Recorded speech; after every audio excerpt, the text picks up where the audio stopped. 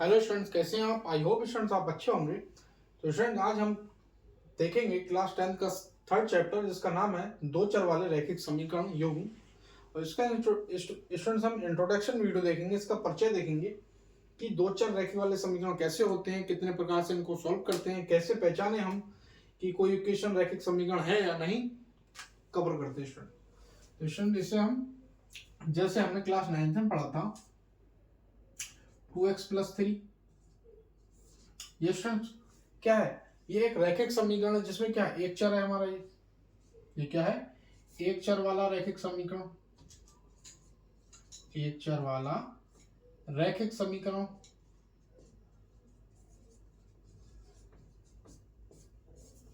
ठीक है, इसमें एक्स चर है। अब इसमें हमारा क्या रखा है? दो चर वाले रैखिक समीकरण। तो दो चर वाले रैखिक समीकरण कैसे होते हैं? जैसे कि 2x प्लस का 3y प्लस 3 ये 4 इक्वल टू 0। तो स्टूडेंट्स ये क्या है? ये हो गया हमारा दो चर वाला रैखिक समीकरण।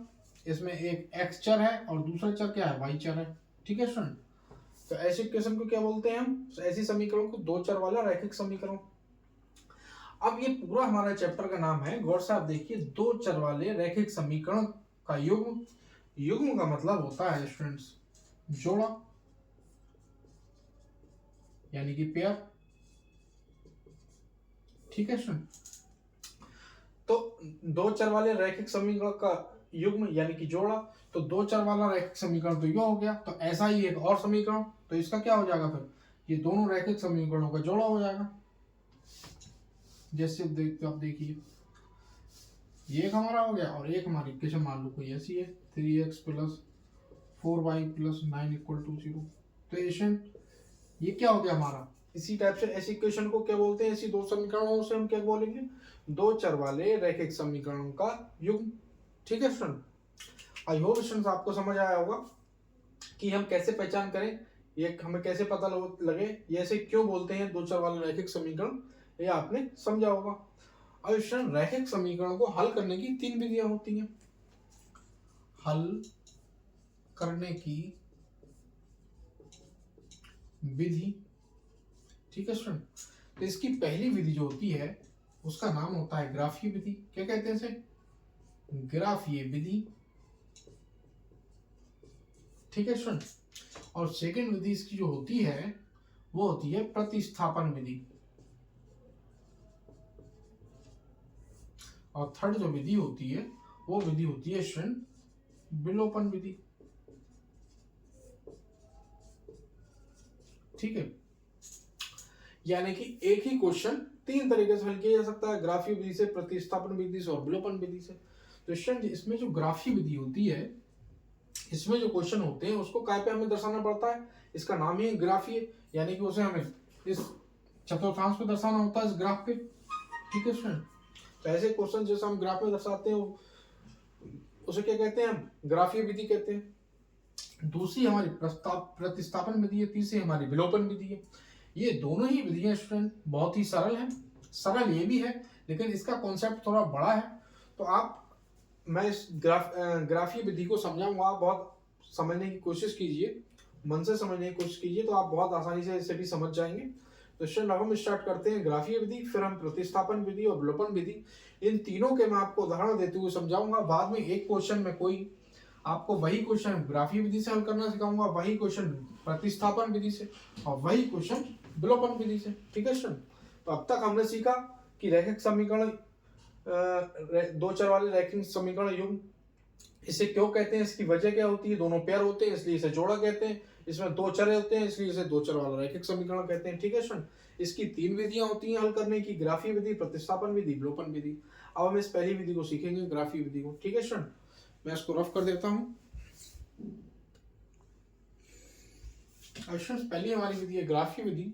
तो मैं दो चर वाले रैखिक समीकरण युग्म का एक है उदाहरण लिख देता हूं, जैसे कि a1 अपॉन a1x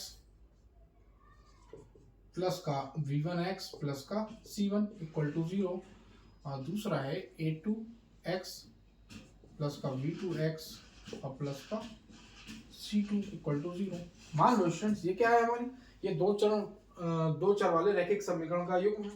ठीक है स्टूडेंट, अगर ग्राफीय विधि से हम इसको सॉल्व करेंगे और हमारा सॉल्यूशन क्या मिलता है, अगर हम इन दोनों को कंपेयर करते हैं, इन दोनों के तुलना करते हैं स्टूडेंट, तो हमारा क्या होगा a1/a2, यहां से हमें मिलेगा, ये मिलेगा हमें b/b2। ठीक है, अब मान लो a1/a2 और b1/b2 किसी क्वेश्चन में बराबर नहीं है, तो स्टूडेंट ऐसी कंडीशन को हम क्या कहेंगे, ऐसी कंडीशन को जब हम ग्राफीय विधि से ग्राफ पे दर्शाएंगे तो हमारी जो रेखाएं होंगी उन्हें हम कहते हैं प्रतिच्छेदित रेखाएं, प्रतिच्छेदित रेखा। ठीक है स्टूडेंट, ठीक है, इसका क्या मिलता है स्टूडेंट, हमें एक हल मिलेगा, इसका कोई एक हल मिलेगा, और ऐसी समीकरण को हम क्या कहते हैं, संगत समीकरण युग्म। ठीक है स्टूडेंट, ये प्रतिच्छेदित जो रेखाएं होती हैं, प्रतिच्छेदित जो रेखाएं होती हैं स्टूडेंट्स, वो मान लो इस तरीके से, मैं आपको ग्राफ पे कहीं ना कहीं स्टूडेंट्स एक बिंदु पर कट जरूर करती हैं। अगर हम इन्हें ग्राफ पे दर्शाते हैं, इनका हमें एक ही हल मिलता है और हम इसे क्या कहते हैं, संगत समीकरण युग्म कहते हैं। ठीक है स्टूडेंट, अब इसका मैं आपको कोई उदाहरण दे देता हूं।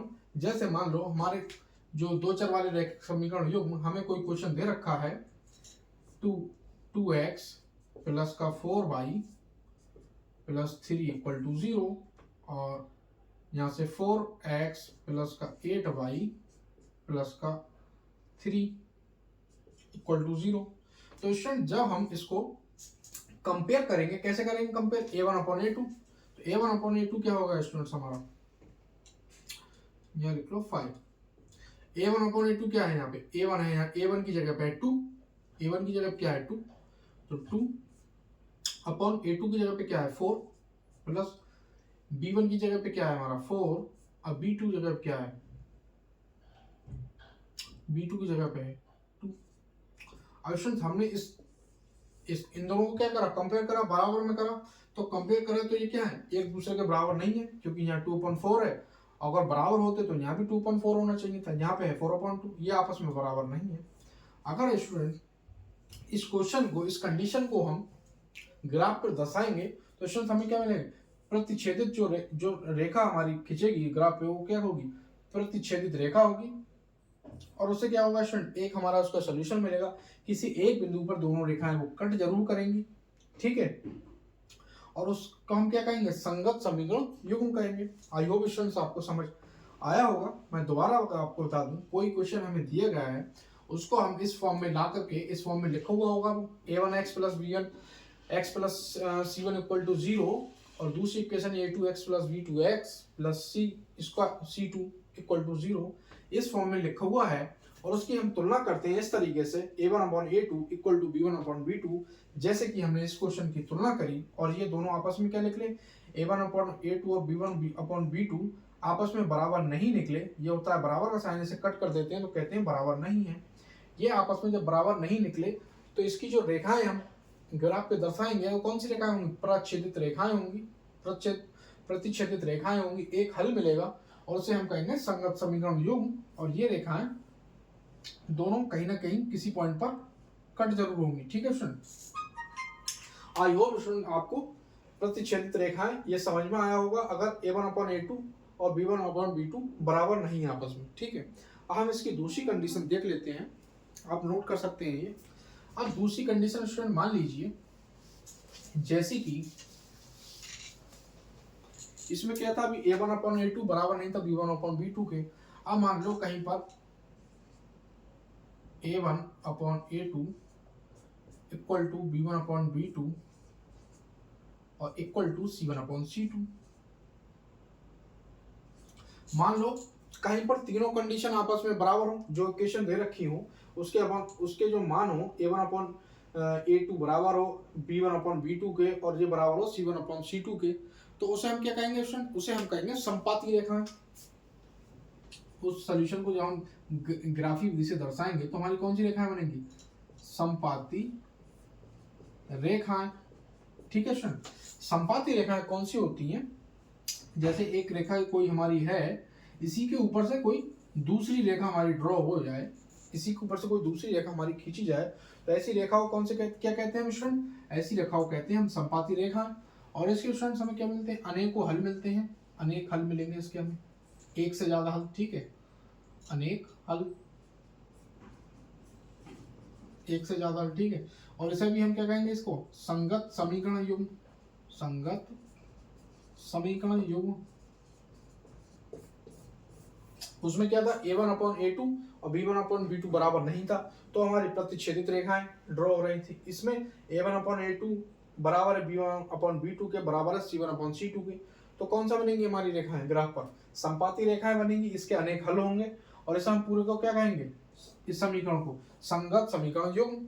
अब इसका भी मैं आपको एक क्वेश्चन समझा के उदाहरण दे देता हूँ, एक उदाहरण देकर आपको समझाने की कोशिश करता हूँ। जैसे कि हमारा कोई क्वेश्चन दिया गया है 2x + 4y + 3 = 0, और यहाँ पे 4x + 8y + 6 = 0। अब इसको हम इस तरीके से कंपेयर कर लेंगे, तुलना कर लेंगे। तो यहाँ a1 क्या है? 2, और a2 क्या है अपॉन में 4, बराबर का साइन।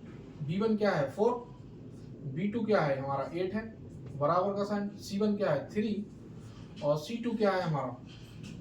6, ठीक है स्टूडेंट। अब 2 एकम 2, 2 दूनी 4, 4 एकम 4, 4 दूनी 8, 3 एकम 3, 3 दूनी 6। तो हमारा हर जगह से क्या मिल गया? 1/2, 1/2, 1/2, ठीक है। 1/2, 1/2, 1/2 मिल गया। तो ये तीनों आपस में बराबर है, जैसा कि इस कंडीशन में दिखाया गया है। अब हमारी यही सेम कंडीशन हो गई इस क्वेश्चन की। तो जिस क्वेश्चन में जो दो चर वाले रैखिक समीकरण युग्म आपस में तीनों इसके अगर हम कंपेयर करें, a1/a2, b1/b2 और c1/c2 आपस में बराबर हों, तो कौन सी रेखाएं हमारी बनेंगी ग्राफ पे? संपाती रेखाएं बनेंगी, उसके एक से ज्यादा हल होंगे, और उसे हम क्या कहेंगे?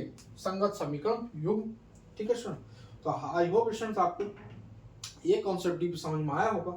अब स्टूडेंट इसकी एक कंडीशन और हो सकती है। एक कंडीशन हमने पहले जानी थी, a1/a2 बराबर नहीं है b1/b2 के। सेकंड कंडीशन हमने जान ली, a1/a2, b1/b2 और c1/c2 आपस में बराबर है, तब संपाती रेखाएं बनेंगी। अब स्टूडेंट इसकी एक कंडीशन और हो सकती है, देखिए वो कंडीशन ये होगी कि पहले हमारा एक बराबर था, अब तीनों बराबर हो गए। अब एक कंडीशन ऐसी हो सकती है,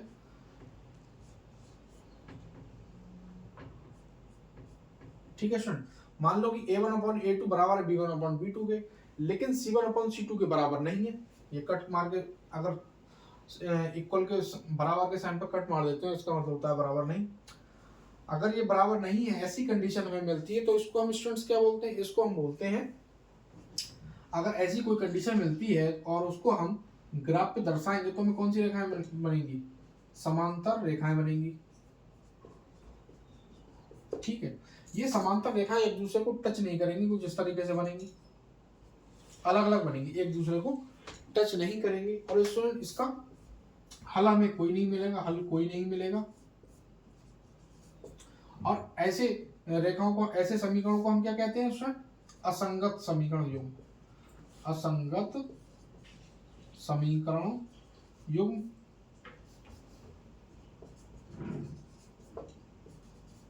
ठीक है स्टूडेंट।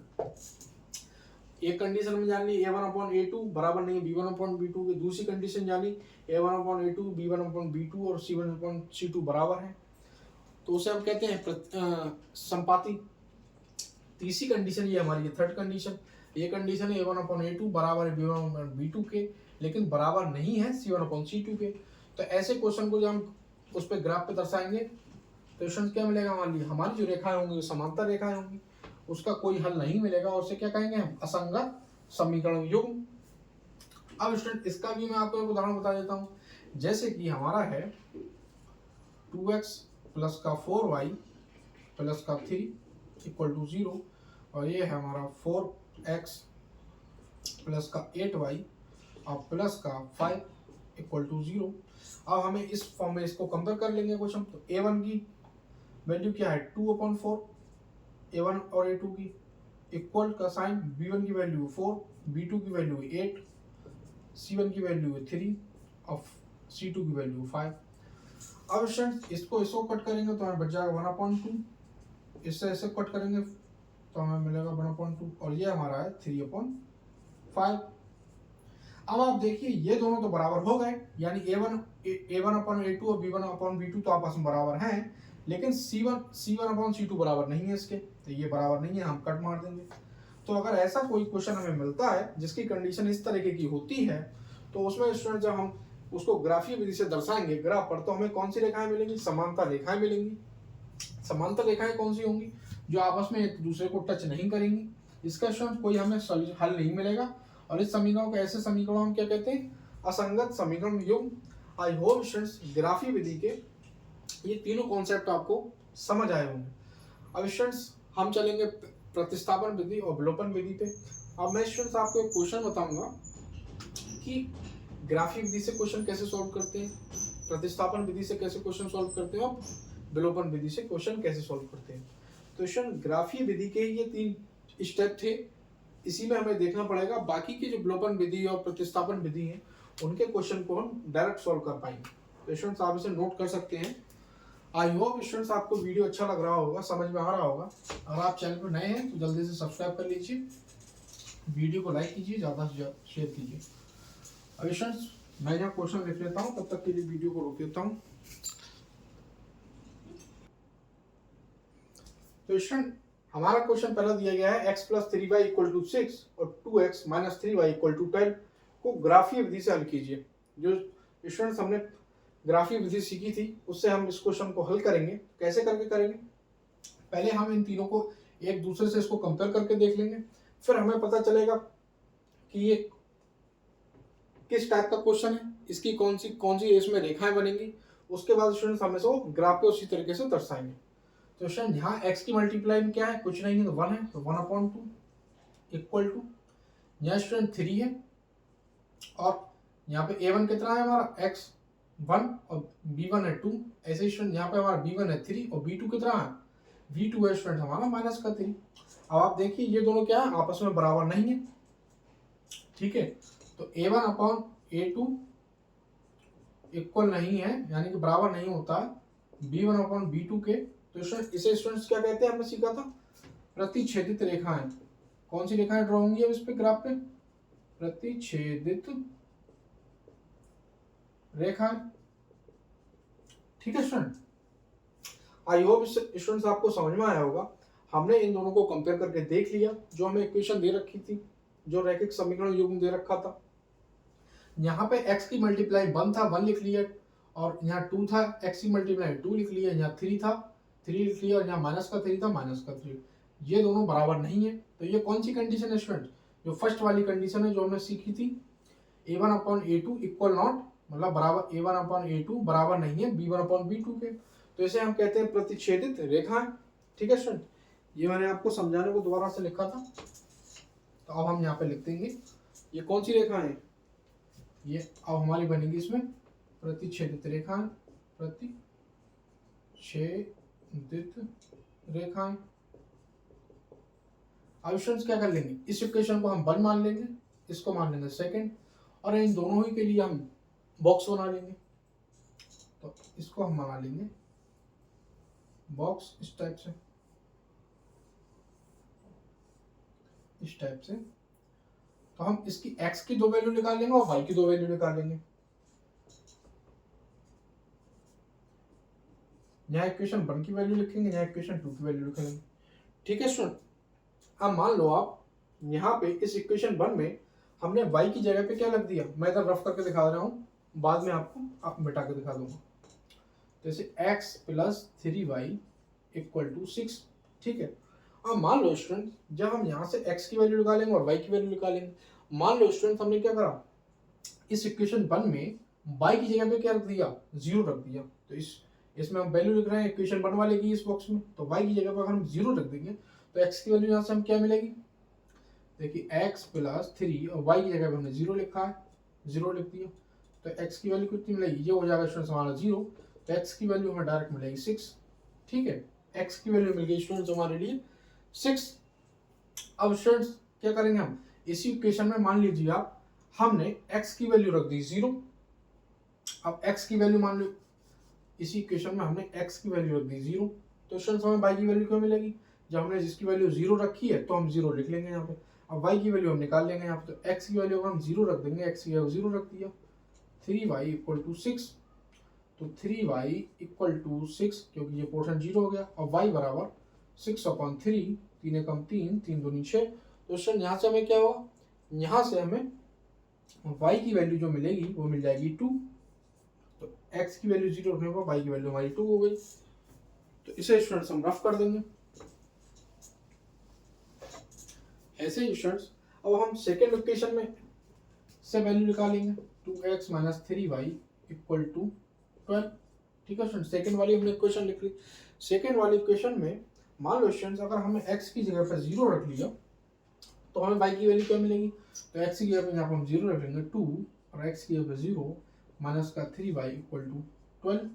ठीक है स्टूडेंट, अब ये पोर्शन हो जाएगा हमारा 0, 2 की मल्टीप्लाई 0 से होगी, तो मिल जाएगा 3y इक्वल टू 12, अब y इक्वल टू 12 अपॉन का ये -3 इसके अपॉन में आ जाएगा, माइनस का 3, तो 3 1 3, 3 4 12, तो y की वैल्यू स्टूडेंट्स क्या मिलेगी, माइनस का 4 मिलेगी हमारे लिए।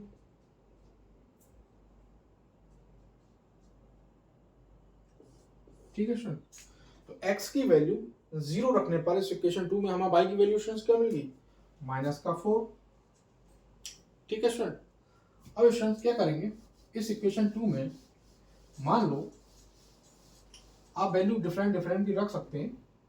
मान लो y की वैल्यू हमने क्या रख दी स्टूडेंट, 0 रख दी यहाँ पे इस इक्वेशन 2 में, तो हमें x की वैल्यू क्या मिलेगी, तो जब हमने y की वैल्यू 0 रखी है तो y की जगह पर हम 0 लिख देंगे, तो 2x माइनस का 3 और y की वैल्यू 0 रख दी हमने 12, तो ये पोर्शन तो स्टूडेंट्स हमारा हो गया 0, तो बचा 2x इक्वल टू 12, और x की वैल्यू निकालेंगे तो 12 अपॉन ये 2 इसके अपॉन में आ जाएगा, तो 2 एकम 2 और 2 6 12, तो x की वैल्यू कितनी मिल गई हमें, 6 मिल गई, तो x की वैल्यू स्टूडेंट मिल गई हमें 6। ठीक है, अब इस क्वेश्चन हम कर लेते हैं यहाँ से रफ। अब स्टूडेंट इसके निर्देशांक हम लिख लेते हैं, x यहाँ से हमें 2 मिलेंगे, क्या मिलेंगे, x की वैल्यू स्टूडेंट्स हमारी क्या है यहाँ पे 6, तो x की वैल्यू हमेशा पहले लिखते हैं, तो 6,0, y की वैल्यू 0 है, और दूसरा क्या है हमारा x की वैल्यू 0 है, ये ऊपर वाली लाइन x की है, नीचे वाली लाइन बॉक्स में y की है, तो x की वैल्यू 0 है और y की वैल्यू 2 है। ऐसे स्टूडेंट इसमें x की वैल्यू 0 है, x की वैल्यू हमेशा पहले लिखते हैं, और y की वैल्यू 6 है, y की वैल्यू सॉरी नीचे है जी -4 है। ऐसे ही इसमें x की वैल्यू 6 है और y की वैल्यू 0 है। तो ये स्टूडेंट हमें निर्देशांक मिल गए, इसको हम क्या करेंगे, क्योंकि हम ग्राफी विधि से हल कर रहे हैं तो इसको हम ग्राफ पे दर्शाएंगे। ग्राफ बनाना आपको आता ही होगा, मैंने सिखा भी देखा है। आप अगर आपको ग्राफ बनाना नहीं आता है तो आप चैनल पे जाके वहाँ एक वीडियो पड़ी होगी, वहाँ से आप सीख सकते हैं। तो ये स्टूडेंट्स होता है हमारा x अक्ष, ये होता है x डैश, ये होता है y डैश, और ये होता है हमारा y। ठीक है स्टूडेंट, आप उनको सटीक जो ग्राफ है वो आप ग्राफ वाली कॉपी पर ही बनाएं, वरना कभी कभी ये गलत हो जाता है, क्योंकि एक और दो नंबर जो भी नंबर हम लिखते हैं उनके बीच में जो डिस्टेंस है वो हमारा अलग अलग हो जाता है। आपको एग्जाम में भी एक ग्राफ वाला पेपर मिलेगा सॉल्व करने के लिए। तो स्टूडेंट्स ये जो डैश वाली वैल्यू होती है माइनस की होती है, तो माइनस का 1, माइनस का 2, माइनस का 3, माइनस का 4, माइनस का 5, माइनस का 6। ठीक है स्टूडेंट, हाईएस्ट नंबर 6 तक है तो 6 ही तक ड्रॉ करेंगे। ये प्लस के नंबर होते हैं, प्लस का 1, प्लस का 2, प्लस का 3, प्लस का 4, प्लस का 5, प्लस का 6। ठीक है स्टूडेंट, ऐसे ये भी y भी प्लस का होता है, तो 1 2 3 4 5 6। ठीक है स्टूडेंट, ये x के नंबर माइनस के होंगे, डैश वाले दोनों माइनस के होते हैं, और ये दोनों जो पार्ट होते हैं वो क्या के होते हैं, प्लस के होते हैं। तो हो गया हमारा माइनस का 1, माइनस का 2, माइनस का 3, माइनस का 4, माइनस का 5। ठीक है स्टूडेंट, अब पहले वाली वैल्यू हमेशा x की होती है, तो x की वैल्यू है यहाँ 6 और y की वैल्यू 0, तो हमें ये दर्शाना है। तो ये x वाली लाइन है, तो x वाली लाइन पे 6 कहाँ पे है, यहाँ पे, और y की वैल्यू है 0, तो 0 कहाँ पे है, ये 0 है यहाँ पे। तो हम क्या करेंगे, यहाँ पे इस तरीके से एक कॉमा बना देंगे पॉइंट। ठीक है, और यहाँ हम लिख देंगे 6,0, जिससे हमें पता चल जाए कि यहाँ पे हमने कौन से निर्देशांक प्रदर्शित किए हैं, ठीक है स्टूडेंट। अब सेकंड है हमारा 0,2, तो पहली वाली वैल्यू होती है हमारी x की, तो यानी z है, और दूसरी वैल्यू हमारी y की, तो यहाँ पे इस तरीके से हम दर्शाएंगे और यहाँ लिख देंगे 0,2, ठीक है स्टूडेंट। अब हमारा बी वाला बॉक्स आ गया। बी वाले बॉक्स में भी हमारी पहली वैल्यू x की लिखी है, सेकंड वैल्यू y की लिखी है। तो x की वैल्यू 0 है यानी ये है, और y की वैल्यू कितनी है, -4 है। तो सेकंड वाली जो y की वैल्यू होती है y डैश में देखो आप -4 ये है, तो यहाँ कॉम बना देंगे, यहाँ लिख देंगे 0,-4। अब इस क्वेश्चन में आप गौर से देखिए, इसका जो सेकंड वाला है 6,0 वो इस वाले बॉक्स में भी था, तो यानी कि सेम ही जगह होगा। तो 6 पहले वाला x की वैल्यू होती है, सेकंड वाली y की, तो यहाँ पे x की वैल्यू 6 ये है और 0 हमारा ये आ गया, तो ये भी यहीं दर्शाया जाएगा, ठीक है स्टूडेंट। इसी पे सेम पे दोनों कॉमा है हमारे, तो यहाँ हम लिख देते हैं, एक जगह और लिख देंगे 6,0, जिससे हमें पता चले कि इस पॉइंट पे दो बार 6,0 दर्शाया गया है। अब एक लाइन स्टूडेंट्स हम इन दोनों को मिलाते हुए खींच देंगे और एक लाइन इन दोनों को मिलाते हुए खींच देंगे। जब इन दोनों को मिलाते हुए एक लाइन हम इस पे खींचेंगे 6,0 और 2.0 को मिला 6,0 और 2,0 को मिलाते हुए, तो 2,0 ये है, 6,0 ये है, तो इन दोनों पॉइंटों को मिलाते हुए स्टूडेंट्स हम क्या करेंगे, ये लाइन हम खींच देंगे। अब हम 0,-4 और 6,0 को मिलाते हुए एक लाइन खींचेंगे, तो 0,6 ये है और 6,0 ये है और 0,-4 ये है, तो इन दोनों को मिलाते हुए स्टूडेंट्स हम एक लाइन खींच देंगे इस तरीके से, ठीक है स्टूडेंट। तो हमारे x की वैल्यू क्या मिल गई, यहाँ से जिस पॉइंट पे काटते हैं दोनों रेखाएं कटती हैं, वो क्या होती है, x की वैल्यू। तो x की वैल्यू यहाँ से स्टूडेंट्स क्या हो गई हमारी, 6 पे कटा है, तो x की वैल्यू हो गई 6, x की वैल्यू लिखते हैं पहले। और y की वैल्यू स्टूडेंट्स क्या हो गई, y की वैल्यू हो गई हमारी 0, तो 6,0, x बराबर 0, x बराबर 6 और y बराबर 0, ठीक है स्टूडेंट। तो ये स्टूडेंट इसका हल हो गया। आई होप स्टूडेंट्स आपको ग्राफीय विधि समझ में आई होगी। ये मैंने आपको इस तरीके से सॉल्व करके दिखा दिया है। इसमें कुछ नहीं करना होता है, मान लो ये दोनों तीनों बराबर होते तो हम वहां लिख देते संपाती रेखाएं और उसको बॉक्स हमें फिर भी बनाना पड़ते, लेकिन एक फॉर्मेलिटी के लिए यहाँ हमें लिखना पड़ता है। ऐसे ही स्टूडेंट यहाँ पे अगर ये दोनों बराबर होते A1/A2 और B1/B2, लेकिन C1/C2 बराबर नहीं होता, तो हमारी कंडीशन कौन सी होती, समांतर रेखाओं वाली, जिसमें जो रेखाएं किसती वो आपस में एक दूसरे को कट नहीं करती, ठीक है स्टूडेंट। तो आई होप स्टूडेंट आपको ये पहला क्वेश्चन समझ में आया होगा। अब स्टूडेंट इसी क्वेश्चन को हम विलोपन विधि से हल करना सीखेंगे, उसके बाद इसी क्वेश्चन को हम प्रतिस्थापन विधि से हल करना सीखेंगे, ठीक है स्टूडेंट। तो इसको हम एक मिनट रफ कर देते हैं। स्टूडेंट्स हमारा ये सेकंड क्वेश्चन है, प्रतिस्थापन विधि से स्टूडेंट्स हम हल करेंगे इसको। तो कैसे करके हल करेंगे, इन दोनों इक्वेशन में से किसी इक्वेशन में से या तो हम x की वैल्यू निकाल लेंगे या हम y की वैल्यू निकाल लेंगे। तो मान लो स्टूडेंट्स इसको हमने मान लिया इक्वेशन 1, इसको मान लिया इक्वेशन 2। अब इस वाली इक्वेशन पहली में से हम y की वैल्यू निकाल लेंगे, x की वैल्यू निकाल लेंगे। तो हम x की वैल्यू निकाल लेंगे, x इक्वल टू 6 ऐसे रहने दिया। ये 3y स्टूडेंट्स इधर प्लस में है, इक्वल के उधर जाएगा, 6 के बराबर में आएगा तो क्या हो जाएगा, माइनस का 3y, ठीक है स्टूडेंट।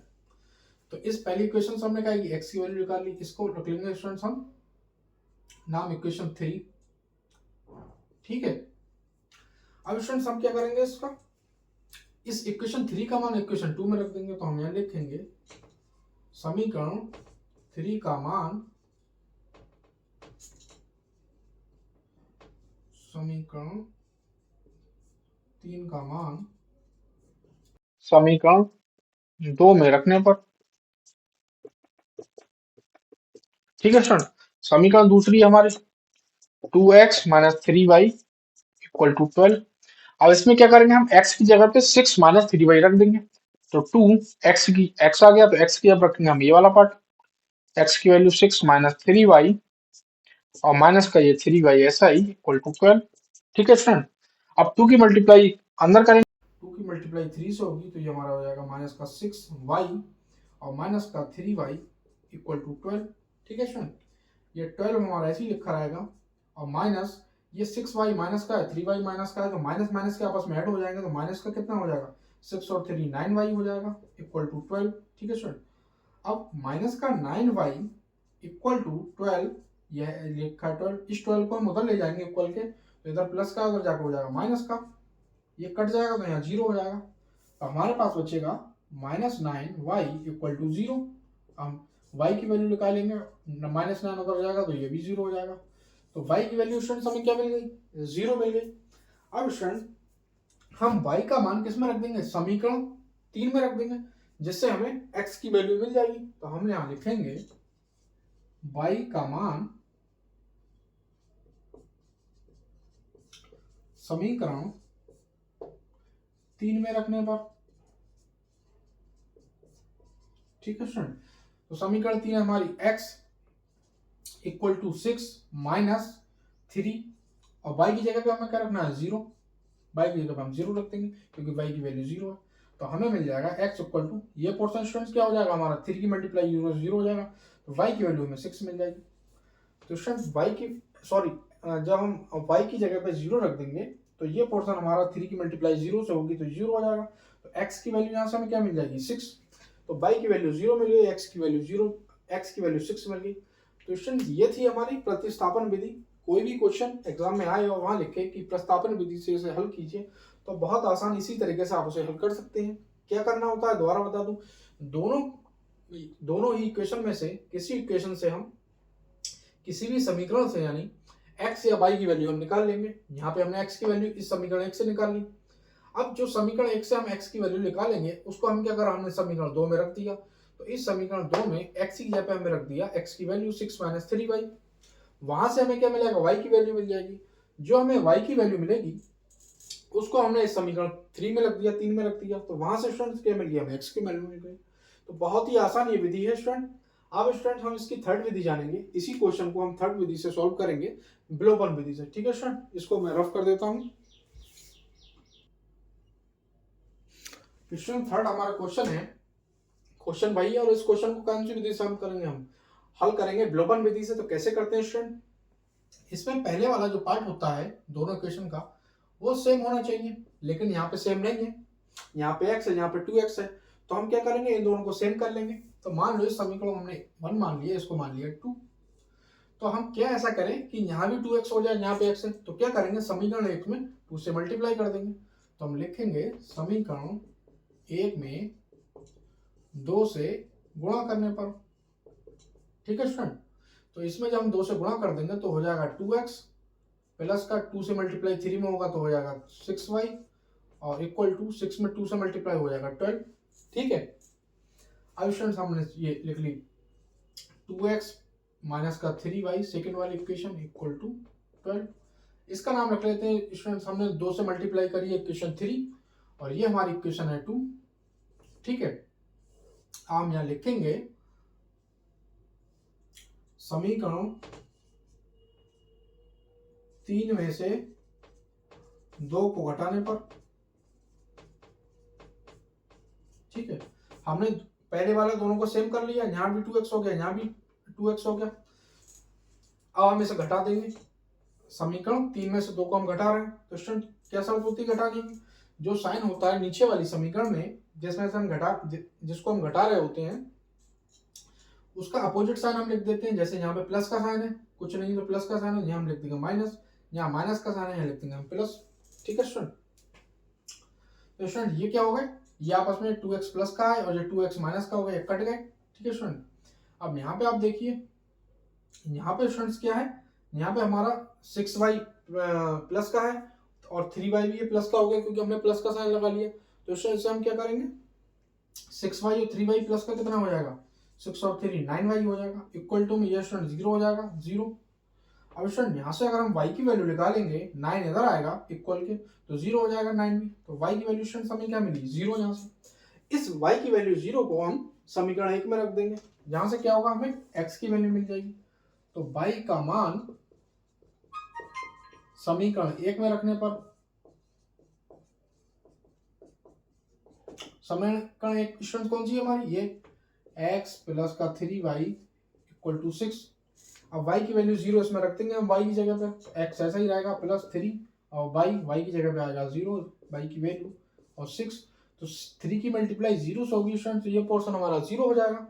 तो तो x की वैल्यू कितनी मिलेगी, यहाँ से हमें 6 मिलेगी, तो y की वैल्यू 0 मिल गई, x की वैल्यू हमें 6 मिल गई। ठीक है स्टूडेंट, तो ये थी हमारी विलोपन विधि। ये विधि भी बहुत आसान है। तो आई होप स्टूडेंट्स आपको दो चर वाले रैखिक समीकरण का इंट्रोडक्शन वीडियो, परिचय वीडियो समझ में आया होगा। और आपको वीडियो अच्छा लगा हो, चैनल को सब्सक्राइब कीजिए, वीडियो को लाइक कीजिए, कमेंट बॉक्स में जरूर बताइएगा कि आपको समझ में आया या नहीं आया समझ में, और क्या क्या इसमें से चीजें समझ में नहीं आई। अगर स्टूडेंट्स आप लगातार हमारे चैनल से जुड़े रहते हैं तो स्टूडेंट और फीडबैक आप लोगों से अच्छा मिलता है, तो मैं जल्दी ही इस दो चर वाले रैखिक समीकरण युग्म की प्रश्नावली 3.1 के क्वेश्चंस आपके सामने वीडियो बनाकर लेके आऊंगा। बहुत बहुत धन्यवाद स्टूडेंट, थैंक्स फॉर वॉचिंग।